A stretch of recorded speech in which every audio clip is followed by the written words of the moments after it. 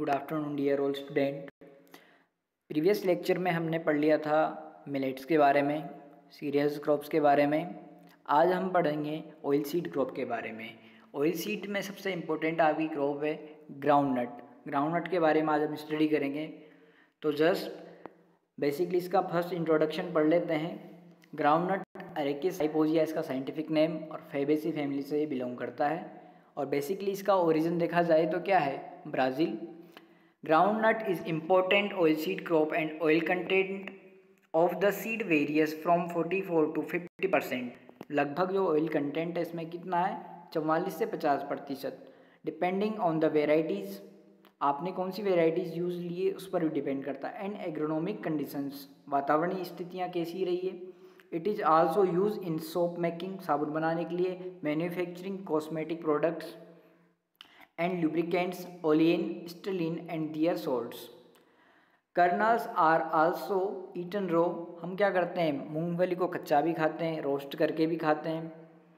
They are rich in proteins and vitamins A and B and members of the vitamin B group। लगभग कौन कौन से पाए जाते हैं इसमें, vitamin A or B, vitamin E पाया जाता है इसमें। और the cake can be use for manufacturing artificial fibre. जो केक होता है उसको आर्टिफिशियल फाइबर, या फिर हम क्या करते हैं कि जैसे आपको मेन्योर प्रोवाइड करवाना है उसके लिए भी हम यूज़ कर सकते हैं। तो उसमें नाइट्रोजन कितना पाया जाता है, लगभग 7 से 8%, लगभग 1.5% फास्फोरस और 1.5% क्या पाया जाता है, पोटाश। और बेसिकली इसको चारे के लिए भी यूज़ करते हैं, चाहे सूखा चारा हो या हरा चारा हो, उसके लिए भी हम यूज़ कर सकते हैं। उसके बाद नेक्स्ट हम बात करते हैं groundnut shell is use as fuel for manufacturing coarse boards, cork substitutes.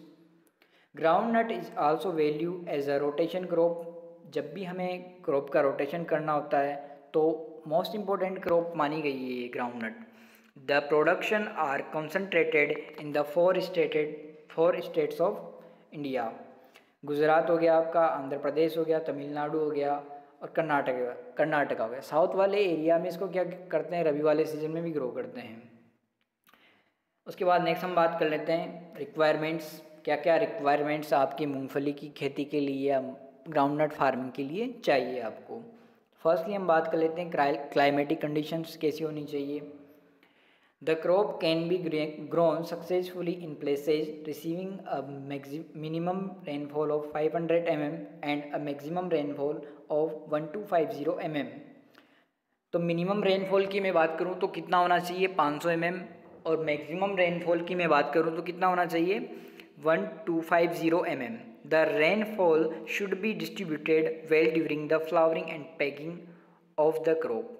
जब आपकी मूंगफली की या ग्राउंडनट की 3 क्रिटिकल स्टेज है, फर्स्ट फ्लावरिंग, उसके बाद पैकिंग और थर्ड पॉड स्टेज। तो बेसिकली 2 क्रिटिकल स्टेज है, फ्लावरिंग और पैकिंग। तो इस टाइम पर इसको सबसे ज़्यादा ज़रूरत होती है पानी की। तो इस टाइम पर पानी, या अगर मान लो जैसे रेनी सीजन पर डिपेंड है तो बरसात होना ही चाहिए। The groundnut can not stand Frost. पाले से प्रभावित होती है फसल। लॉन्ग एंड सेवियर ड्रॉट और वाटर स्टेगनेशन। उसके बाद हम नेक्स्ट बात कर लेते हैं सॉइल के बारे में। सॉइल कैसी चाहिए।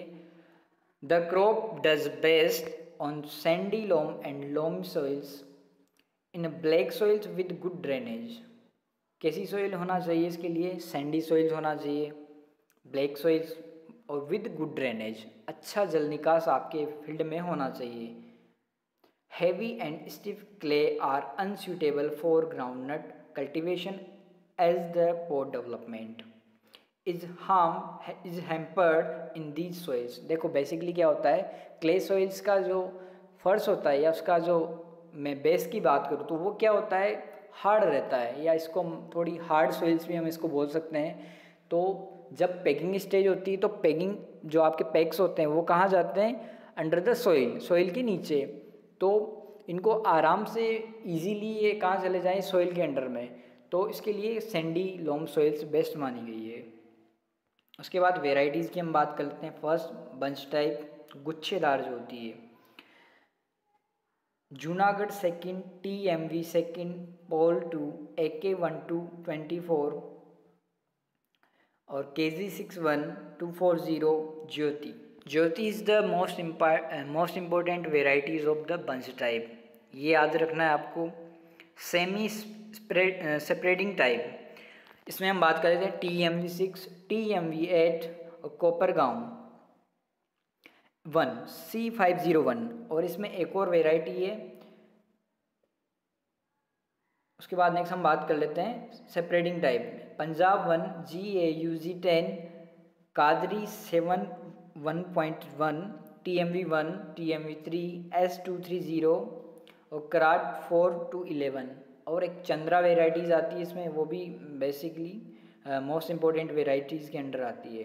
कल्टीवेशन की बात कर लेते हैं। For a kharif crop with the onset of rains in May June, the field is given to plowing and the soil is pulverized well to obtain a good tilth। यहाँ पर हमको जब भी हम फील्ड प्रिपरेशन कर रहे हैं तो इस बात का ध्यान रखना होगा हमें कि एकदम फाइन टिल्थ होना चाहिए, जिससे जो आपके ग्राउंडनट के जो पेग्स हैं वो आसानी से सोइल में जा सके। इस वजह से आपको बिल्कुल कैसी भूमि चाहिए, महीन या बारीक, जिसको हम बोल सकते हैं धूली वाली। उसके बाद नेक्स्ट हम बात कर लेते हैं well to obtain a good tilth, harrows और tiller can be use for cultivation if a field is infested with white grub and chemical such as. अगर वाइट ग्रब आपकी फील्ड में या आपकी सॉइल में प्रॉब्लम्स है तो आप क्या करोगे, बिफोर द सोइंग या एट द टाइम ऑफ आप क्या कर रहे हो, जब फील्ड को तैयार कर रहे हो, फील्ड प्रिपरेशन कर रहे हो, तो उस टाइम पर आप यूज ले सकते हो। सच एज हेप्टाक्लोर आप यूज ले सकते हो। Chlordane are drilled at the rate of 25 kg पर हेक्टेयर बिफोर फाइनल हेरोइंग। जब भी आप इन वाली जो हेरोइंग होती है उसको करने से पहले आपको ये यूज़ में लेना है method. For the irrigated crop beds are convenient size may be made depending upon the topography of the land, the nature of the irrigation source and the mode of lifting water. उसके बाद next हम बात कर लेते हैं sowing. Ground nut is raised mostly as a rain fed kharif crop. Basically तो हम क्या करते हैं, इसको सबसे ज़्यादा जो खरीफ सीजन में हम ग्रो करते हैं। Being sown from May to June depending on the monsoon range. आपका मानसून कितना लेट आता है या कितना जल्दी आता है उस पर भी डिपेंड होता है। It is sown as late as August और early September। As an irrigated crop, it is grown to limited extent between January and March and between in May and July। जहाँ पर इरीगेटेड की facilities available है वहाँ पर हम इस time पर ग्रो कर सकते हैं। Well field kernels should be selected and treated with 5 gram of thiram और 3 gram of captan per kg of seed. और बेसिकली अगर मैं आपको इसमें बता दूं, ट्राइकोडर्मा भी आप यूज ले सकते हो सीड ट्रीटमेंट के लिए, लगभग 6 से 10 ग्राम। क्लोरोपाइरीफॉस भी आप यूज ले सकते हो, या फिर आप ट्राइजोबियम या PSB कल्चर, इनसे भी आप क्या कर सकते हो, सीड को ट्रीट कर सकते हो। The quantity of well developed seed required per hectare about 110 kg for semi separating and separating varieties and 120 kg for bunch varieties. Separating के लिए 110 और बंच वेराइटीज़ है उसके लिए 120। The kharif crop is sown for the bunch varieties. The kharif crop is sown with a seed drill और with a suitable planter at a depth of 8 to 10 centimetre. जो इसकी depth है वो कितनी रखनी है, 8 से 10 centimetre. Semi separating and separating varieties the spacing between at the adjacent row varies from 30 to 60 centimeter and within the rows from 10 to 15 centimeter. For the rain-fed bunch groundnut, the inter-row spacing vary between 20 to 30 centimeter and the intra-row spacing between 10 to 20 centimeter। तो आज के lecture में हम इतना ही पढ़ेंगे, उसके बाद हम नेक्स्ट लेक्चर में करेंगे।